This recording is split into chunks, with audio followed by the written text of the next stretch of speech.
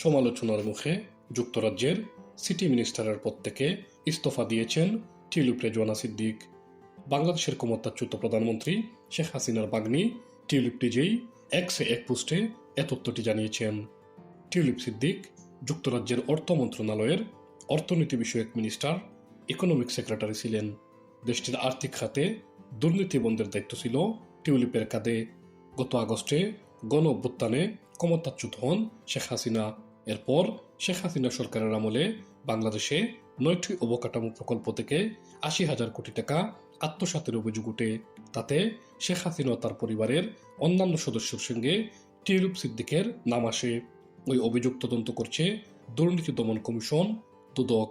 দুদকের এই তৎপরতা আলোচনায় আসার পর যুক্তরাজ্যের বিভিন্ন গণমাধ্যমে বিষয়টি নিয়ে খবর প্রকাশিত হতে থাকে। 2013 সালে শেখ হাসিনা মস্কো সফরে দেশটির প্রেসিডেন্ট ভ্লাদিমির পুতিনের সঙ্গে তার বৈঠকের সময় টিউলিপ সিদ্দিকও উপস্থিত ছিলেন।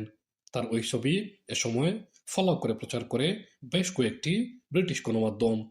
টিউলিপ সিদ্দিককে বরখাস্ত করতে যুক্তরাজ্য সরকারের প্রতি আহ্বান জানান একজন বিরোধী দলীয় পার্লামেন্ট মেম্বার।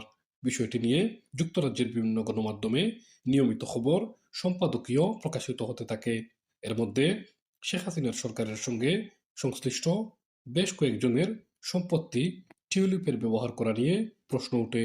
এর পরিপ্রেক্ষিতে টিউলিপ তার বিরুদ্ধে ওঠা অভিযোগ তদন্তের অনুরোধ জানিয়ে দেশটির প্রধানমন্ত্রীর উপদেষ্টা লাউরি মেকনাসের কাছে চিঠি লিখেছিলেন।